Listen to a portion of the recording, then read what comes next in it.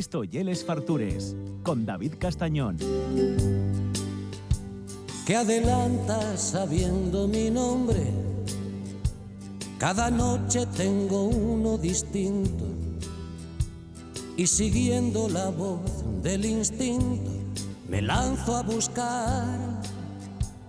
Imagino preciosa que un hombre, algo más, un amante discreto, que se atreva a perderme el respeto.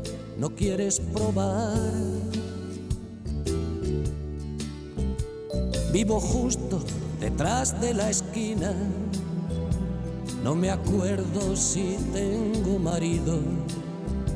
Si me quitas con arte el vestido. Bueno, estamos con uno de los grandes Asturias. Tenía yo muchísima gana de que viniera al programa. Para mí es uno de los mayores referentes gastronómicos que tenemos.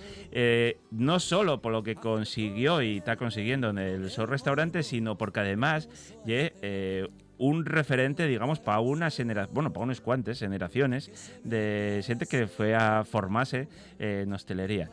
Además de una persona con un talento especial, porque él no venía especialmente preparado para el mundo de la cocina, sino que fue adaptándose y tuvo esa capacidad de reinventarse a sí mismo y además de reinventar la gastronomía asturiana. Estamos con Luis Alberto Martínez, Casa Fermín, 100 años. Afortunadamente tú ya es mucho más mozo, no te toquen los 100 años, pero estamos de celebración. ¿Qué tal? ¿Cómo estamos? Así es, David. Lo primero, darte las gracias porque es cierto, tenía muchas ganas de venir. No sabemos el motivo, a veces un día por otro nos iba retrasando, pero lo importante, estamos aquí a pasarlo bien y estoy encantadísimo de estar en tu programa. Cuéntame, porque yo creo que esto es muy importante que la gente lo sabe. Tú no eras cocinero. No, yo creo que fue un poco quizás probablemente por ver lo que descubrí bien en el restaurante, ¿no? Porque yo en Madrid había estudiado servicios y vine con los servicios, estaba en servicios, teníamos un equipo de cocina muy bueno, pero ya en el año 72, 73 se empezó a hacer jornadas de cocina de otras zonas, ¿no? La más importante probablemente fue la más trascendente, la cocina francesa, y luego cocina del País Vasco, cocina valenciana, cocina catalana, y vinieron grandes cocineros y algo me maravilló ver el entusiasmo y lo que trabajaban y cómo se trabajaba en otras zonas, y fue lo que motivó probablemente el inclinarme un poquito más por la cocina. Tengo grabadas a Monsieur Dac, del cocinero francés, que era una gozada, un hombre con más de 80 años. Cuando entraba en la cocina siempre entraba con los apuntes, algo que en aquella época estaba mal visto. Mira, un cocinero mirando apuntes para cocinar. Claro. Y sin embargo es todo lo contrario, ¿no? Y era increíble con qué metodología, cómo trabajaba, cómo ponía las cosas, y aquello me maravilló. Y luego ya dije, pues no, esto hay que cambiar. Y creo que fue un acierto tremendo.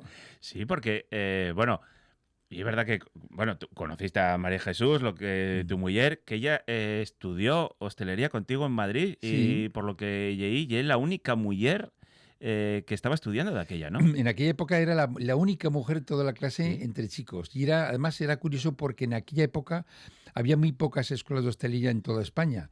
Y entonces solo en Madrid se podía terminar lo que era entonces oficialía en algunas provincias y maestría en Madrid. Entonces los que íbamos a Madrid lo hacíamos en 3. Luego ya pasó a 4 o 5 años, en 3 años. Y entonces ella fue a estudiar a Madrid. Yo desde Puerto del Alfaro, en La Rioja, me fui a Madrid. Ahí nos conocimos y nada más terminar nuestros estudios, pues, lógicamente vuelta a casa. Ni vuelta a casa ya... tu vuelta a tu nueva casa. A mi nueva casa, sí. Además, a mi nueva casa, que siempre tengo como recuerdo. Recuerdo la primera vez que vine a Casa Fermín, en el Cristo, estando estudiando, llegar a un restaurante donde veías en la puerta de entrada 4 tenedores, claro. Y veías ahí una placa de la Chaîne de Rothschild y veías una placa de Michelin con una estrella. Realmente te puedo garantizar que era algo que imponía. Con 20 o 21 años eso te impone, pero por el contrario fue un reto en el cual dijimos, esto hay que seguir por esa tradición. Somos la tercera generación y ahí estamos, tercera generación, ya abriendo la cuarta. Eso, ya sentado, luego vamos a hablar de Guillermo, sí, pero... y es verdad que de aquella, una estrella Michelin, yo no digo que lo ves con la perspectiva y tenía más importancia igual que el que hay ahora, pero de aquella no pasaba de ser una guía de ruedas y donde comer, ¿no? Sí, sí. Nadie, ahora ya casi al contrario, tienes que recordar a la gente que Michelin y una guía de ruedas, neumáticos y neumáticos. dónde comer, sí. Sí, pero date cuenta que en aquella época la Michelin te prohibía casi hacer publicidad sobre la estrella. Ah, sí. Todo lo contrario que soy. Hoy es un acontecimiento mundial con las entregas en todos los países, con una fiesta increíble, pero en aquella época no, ya una vez pasaba totalmente desapercibida. En aquella época, date cuenta, recuerda que se viajaba todo con mapas. Claro. Y entonces tenía la Michelin como mapa y tenía otras guías y con mapa, entonces que la comprar la Michelin, yo creo que se compraba por el mapa y luego la información gastronómica. Claro, estamos hablando de 1974. El 74 hasta O sea, el 97.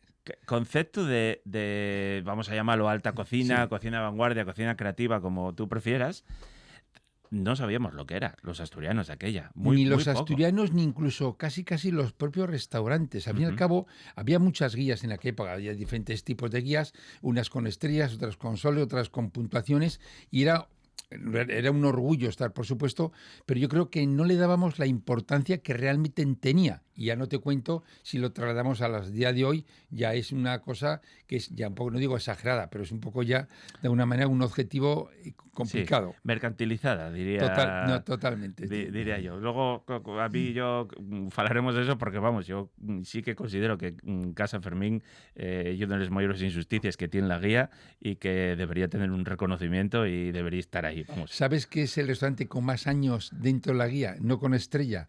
Llevamos más de 50 años figurando en la guía Michelin, Claro. con y sin estrella. Claro. Creo que es el máximo de Asturias con toda seguridad. Ujú. O sea, con toda seguridad. Con lo cual, en cuanto al tiempo en la guía, pues bueno, ahí está. Pero sin embargo, es cierto, cuando te la quitan, tampoco preguntas, como tampoco preguntas cuando te la dan. Es cierto que cuando te la quitan se pasa mal. Y siempre piensas que, bueno, algo has hecho mal, vamos a pensar, vamos a ser objetivos, y a lo mejor en 2 o 3 años la recuperamos. Los primeros años son duros pensando que la vas a recuperar y luego hay un momento en el que ya no te preocupas, ya creo que incluso, no digo que no la quisiéramos, pero ya no es lo más prioritario en nuestra casa la estrella Michelin. Estamos en la guía, pero no es prioritario la estrella. Vale, pero en los años, estás diciendo del 97, seguramente en esos años en los que ya se empezó a ser mucho más conocido y nunca tuvisteis problemas de afluencia, ya eran unos años muy gloriosos en Casa Fermín, no tenéis ceros y estas cosas, pero sí que es verdad que a vosotros en los años en los que igual lo podíais rentabilizar más, y justo cuando lo quitaron. Ya, efectivamente, pero digo que este es una cosita, una cosa, dices, madre, qué pena, qué tal. Pero sin embargo, como a todos nos acostumbramos a tenerla y no tenerla, quiero decir, en este caso fueron años duros al principio, pero una vez que te acostumbras a no tenerla, estamos encantados. Yo cuando me preguntan favoritos, siempre os pongo ahí en la quiniela, porque espero que Bueno, ese daño muchas gracias, se quita. Pero bueno, vamos a lo importante. El concepto que vosotros tenéis de gastronomía, que tuviste, que plantaste tú y María Jesús, es verdad que lo que te preguntaba antes, cocina de vanguardia, de creativa, pero sin ser elitista. Que a mí lleva una cosa que siempre me gustó de Casa Fermín. Tú a Casa Fermín podías ir y comer un pote o comer una cocina más tradicional y más popular, a precios más populares, o puedes comer alta cocina con un menú de degustación, con alguno de los mayores champáns del mundo y date un homenaje pagando lo que tú quieras pagar. Pero nunca perdiendo de vista dónde estáis y para las personas para las que eres de comer, ¿no? Hombre, mira, yo creo que la cocina de vanguardia está basada en la cocina tradicional. No existe vanguardia sin tradición. Creo que la idea nuestra es mantener nuestras raíces, nuestra cultura, nuestros platos, nuestro terruño, meter la vanguardia en los momentos necesarios y en este caso conseguir entre tradicional y vanguardia, conseguir esa cocina contemporánea, esa cocina para todo el mundo, esa cocina donde muy bien apuntabas, me puedo tomar una fabada creo que excelente o un arroz con leche increíble y a la vez puedo tomar unos platitos, el menú de degustación más divertidos, más atractivos o con un poquito más de riesgo. Y entonces ese es el equilibrio que yo creo que en Casa Fermín hemos querido tener, creo que lo estamos consiguiendo para que sea un sitio, es una cocina contemporánea, que pueda ir todo el mundo, no solo una parte de la sociedad, sino todo el mundo pueda pasar por nuestra casa y disfrutar, que es lo más importante. Cuéntame, porque en todo ese proceso de reinterpretación, digamos, muchas veces de la cocina tradicional, ahora ya es muy fácil porque hay un montón de recetas, los recetarios casi son públicos, puedes comprarlos, ir a cualquier librería. De aquella, entiendo que, bueno, vosotros que ya erais tercera generación, teníais mucho recetario propio en casa, pero el labor de investigación que tuvisteis que hacer, no me lo quiero imaginar, ¿eh? Mira, en aquella época ir a una cocina era ir a un sitio donde se te escondían todas las recetas. Yo recuerdo ir a trabajar, estando estudiando en Madrid, ir a trabajar a cocinas o a dar servicios, y había platos que solo los hacía el jefe de cocina. Y te decía que te dieras la espalda, ¿no? Sí, Incluso, sí, sí, ¿ves? o los hacían cuando tú no estabas, era una especie de ocultismo. ¿Sabes quién creo que rompió esta tendencia de abrir las cocinas a todos los colegas, de verdad? Rafael García Santos, con el Congreso de lo mejor de la gastronomía en Vitoria. Recuerdo que a los primeros congresos era una gozadera, allí te encontrabas a los mejores cocineros nuestros nacionales de España, de Francia, de cualquier parte del mundo, donde iban y te contaban lo que hacían en sus casas. Y era una forma de rejuvenecer toda la cocina, te metías en todos los platos, los investigabas, después de cada cena había un coloquio para hablar de lo que habías comido, y ahí se abrió algo que hoy en día realmente, hoy sí que no tiene ningún interés ocultar y guardar nada, porque lo que tú crees que lo haces tú solo, miras un poco, te das cuenta que lo hace mucha gente. Y ahí fue, yo creo, la gran apertura para que la cocina se abriese a todo el mundo. Hoy en día ni te cuento, ya casi ni cuentan los libros, cuentan más. Te metes en internet, podrá estar bien o mal, pero la gente sale del paso airoso en muchos platos. Bueno, ya hay cocineros que te están mostrando en tiempo real cómo están haciéndoles elaboraciones. O sea que... Entonces también es un paso en el que estamos andando, a ver de aquí a 5 o 10 años cómo evoluciona, si evoluciona con esta rapidez, se estanca un poco o retrocedemos algo para que también tenga un poco de interés todo lo que estamos haciendo. ¿Cuántos años estuviste dando clase en la escuela de hostelería? 37 cursos en 37 Gijón. cursos. Yo todos los días a Gijón. Impresionante, ¿eh? Sí, la verdad que me lo he pasado muy bien. A mí la enseñanza me ha gustado. Lo duro era compaginar restaurante y enseñanza, porque claro, me hacía levantarme a las 6:30 de la mañana todos los días para estar a las 8 en Gijón y luego pues hacer la vida del restaurante día a día, comidas y cenas. Pero bueno, me lo pasé muy bien. Han pasado muchos alumnos, me los encuentro por ahí y es una gozada, de verdad. Y que además, o sea, tú te tienes que sentir muy orgulloso porque muchos de tus alumnos y alumnes ahora mismo son algunos de los principales cocineros que tenemos en Asturias y fuera. Sí, mira, te recuerdo, hace 2 años en David Muñoz, en Diverso, fuimos a comer y el jefe de cocina fue alumno mío. Y yo creo que me sonrojó, me puso colorado de cómo me ponía que había sido cocinero gracias a mí y cosas así. Hombre, me imagino que habrá alguno que no, pero en la mayoría han estado. Y te encuentras gente por todos los sitios. En Aponiente hemos encontrado grandes cocineros en muchos sitios donde ahí es donde ves la satisfacción de la enseñanza. Porque yo digo que la enseñanza, así como en la cocina vas a comer a un sitio y rápidamente das las gracias y viene la satisfacción inmediata, en la enseñanza no. En la enseñanza...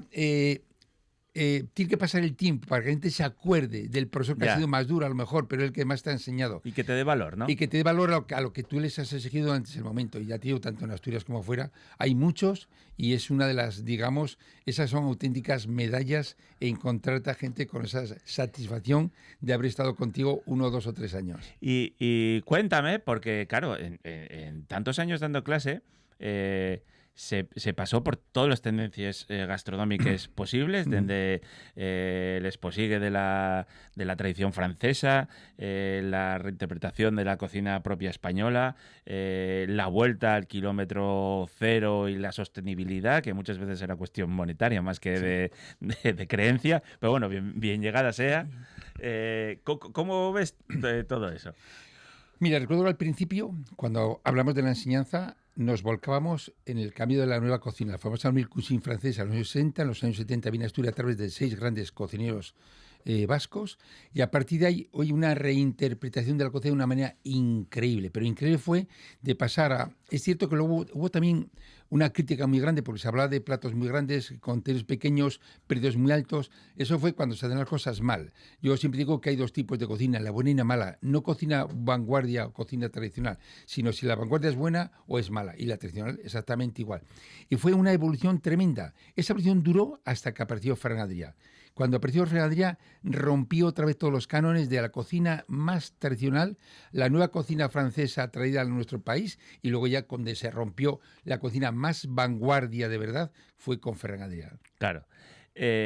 Y todo ello, tú que estabas abierto pues eso, a todos estos cambios en el mundo, de alguna manera había que llevarlos a casa. El redescubrimiento y de valor a muchos productos asturianos que muchas veces los propios asturianos denostábamos. Supongo que dais ese valor y meterlos en un plato de alta cocina, pues yo qué sé, un caramelo de morcilla. Mira tú qué cosa Sí.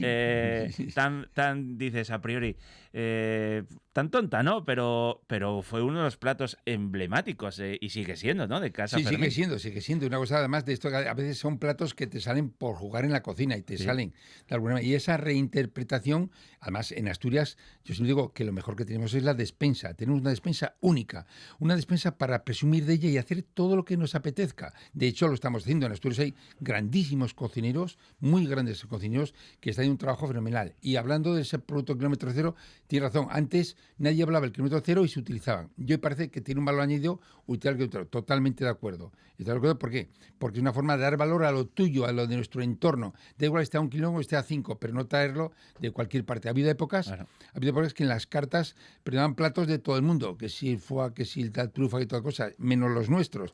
O era más fácil traer un producto de Brasil que un producto de Grao, ¿no? Y Sí. entonces, de alguna manera, creo que esa sensatez se ha llevado a la cocina de una manera muy racional, en la cual todo el mundo queremos y nos preocupamos por nuestros productos, lógicamente de proximidad, los cercanos, y porque son mejores, no es por Claro. otra cosa. ¿Y quién iba a pensar que un caramelo de morcilla fuera elegante, eh?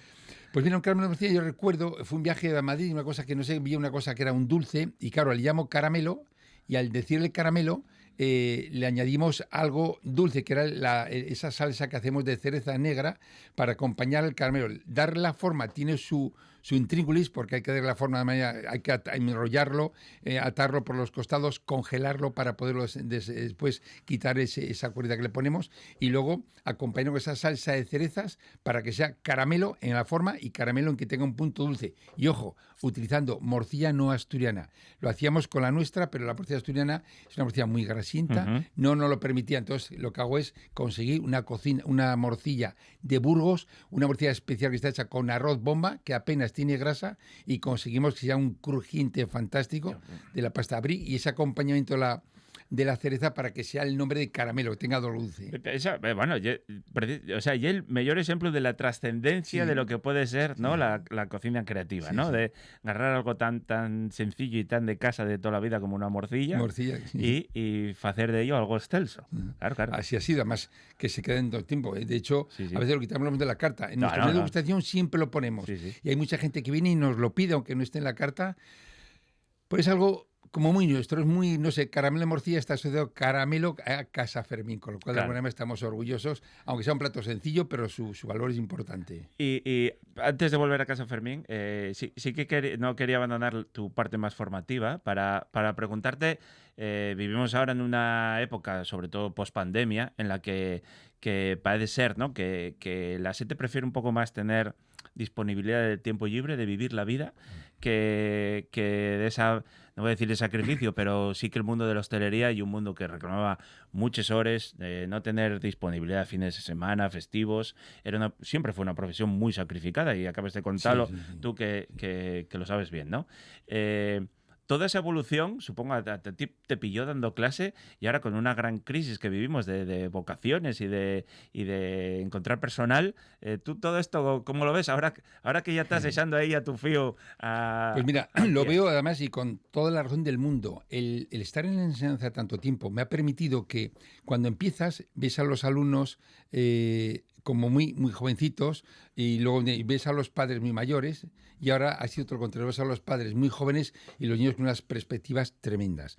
A mí creo que lo noto en mi casa con Guillermo, que es cierto que el tiempo es tan importante o más como el sueldo, como los trabajos. Hoy la gente busca más tiempo que sueldo. Entonces, con eso en la hostelería, que siempre ha sido y sigue siendo dura, hay que intentar conseguir el equilibrio entre el trabajo el tiempo y el dinero, ¿no? Y para eso hace falta que haya buenas empresas y buenos profesionales. Si unimos los dos, una buena empresa, un buen trabajador y un buen cliente, tenemos, digamos, la perfección de lo que puede ser la hostelería.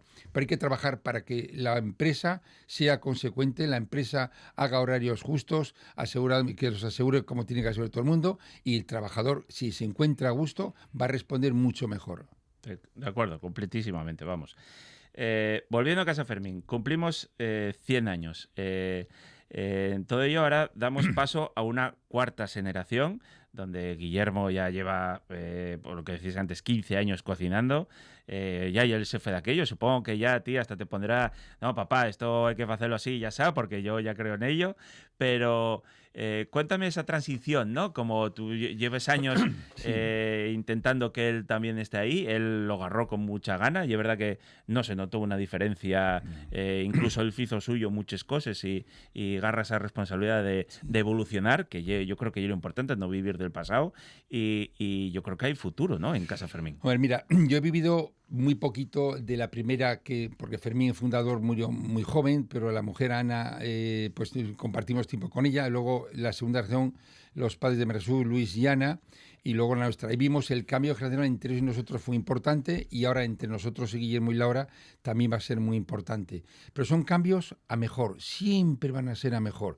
Guillermo, con la juventud que tiene y la madurez de forma simultánea, está haciendo cosas fantásticas. A mí me encanta. Incluso a veces, no digo que discutas con cosas, es una forma de, no me gusta, aunque te guste, para ver qué puedes sacar más de él, ¿no? Y él es un hombre que tiene un gusto fantástico, y su mujer igual. A veces me gusta esa discusión familiar, porque te provoca una situación a veces de decir, esto se puede mejorar. Sí, diciendo cómo, diciendo que no está bien del todo, aunque lo esté, pero esa forma de tirar y afloja hace que se consiga mejor. Él sabe lo que quiere, sabe cómo lo quiere, se está dedicando plenamente, y ahí es donde ya veo que esta generación viene con las ideas muy claras del tiempo. Claro. Casa Fermín antiguamente no se cerraba nunca, empezamos cerrando mediodía, ahora cerramos 2 días a la semana. Claro. Un día entero y 2 noches como mínimo. Y vamos, aprovechamos cualquier cosa, martes de campo, que no es un día interesante, cerramos. ¿Por qué? Porque pensamos de verdad no solo en nosotros, en nuestro personal. Y te puedo garantizar que si algo tenemos que presumir en Casa Fermín de personal, tenemos un personal fantástico en la cocina y en el comedor igual. Ten en cuenta que en la cocina hay un chico, Manuel, que lleva con nosotros 25 años y tiene 43 años. O sea, toda la vida con nosotros. Yo siempre me fijo cuando entro en los sitios y ves al mismo personal de siempre, dices, aquí las cosas furrulen bien, ¿eh? Y en el comedor, desde Belén, nuestra sumiera, Bea o María, llevan, entre las tres, llevan casi 60 años. Claro. O sea, que eso es muy poquitas cosas. Por eso cuando María Jesús y yo no estamos, y está Guillermo, da igual, no pensamos nada, está todo fundado igual o mejor. Claro, y el periodo de adaptación, a veces de pasar a estar algo tan metido a ir poco a poco descolgando, no es fácil, ¿no? Por tu parte. No es fácil. Es más, yo que digo que poco a poco, y María Jesús dice que no, que ella dice que quiere dejarlo, el día que lo deje no vuelva a entrar. Yo que no, que hay que entrar poco a poco, saludar unos al otro, hola, buenas tardes, y luego si quieres marcharte. Pues no, ella dice que el día que lo deje no vuelva a entrar. Eso estamos familiarmente en ese dilema, ¿no? Guillermo y yo pensamos que es mejor poquito a poco. Ya el poco a poco ya está más que de sobra cubierto, pero ella dice que no. Él dice ya que el día que no te me comandas, no vuelvas a restaurante. Así que ahí estamos.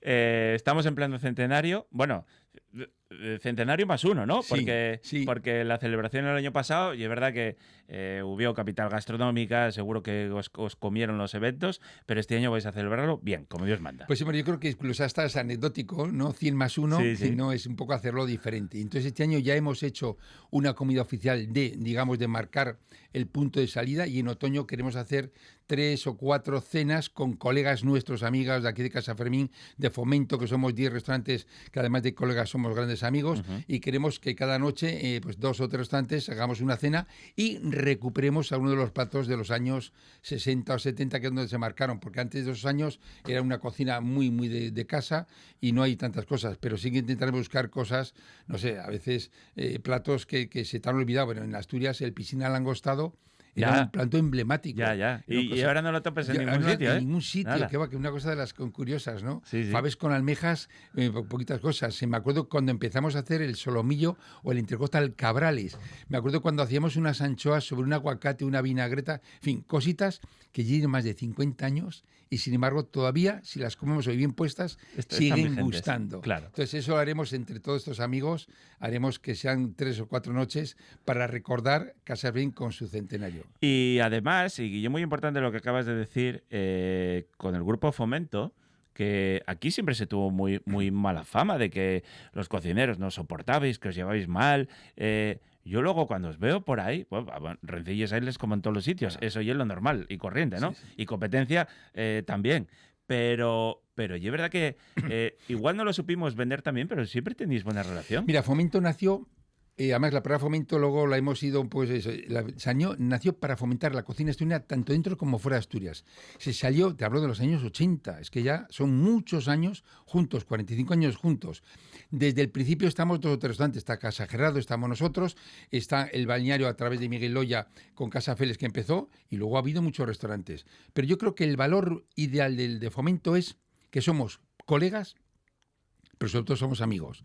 Nos reunimos una vez al mes como mínimo y es raro la reunión que tengamos que luego no tenemos o piquemos o tenemos algo. Y eso es imprescindible, David, eso es imprescindible. Creo que lo primero es la amistad. Y en este caso todos, cada uno defiende su casa, lógicamente, con sus platos y forma de hacerlas, pero luego somos unos tíos realmente encantadores. Sí, vamos, ¿no? A pesar de la fama de las... Sí. No, Y es yo creo la asociación más antigua de Asturias, probablemente casi. Sí, Unos bueno, 40 años. claro. Y luego en Asturias también están las guisanderas, que hay gente que se ha ido a asociar. Sí. Pero en este caso, Fomento, creo que Falten hemos hecho mujeres esto. ahí, que estén un poco de candela, ¿eh? Bueno, pues la verdad es que ahora solo tenemos una, la hija de Roberto de La Pondala. Sí. Y de los más los que continúen, mi hijo Guillermo, el hijo de Pedro Marcos, son todo Son hijos. paisanos, sí. Así que vamos a ver, hemos tenido mala suerte, no mala suerte, sino pocas hijas, más hijos, Sí. pero no importa, lo importante es que siga. Luego ya se irán incorporando mejor parejas de unos y de otros Claro. para que siga Fomento.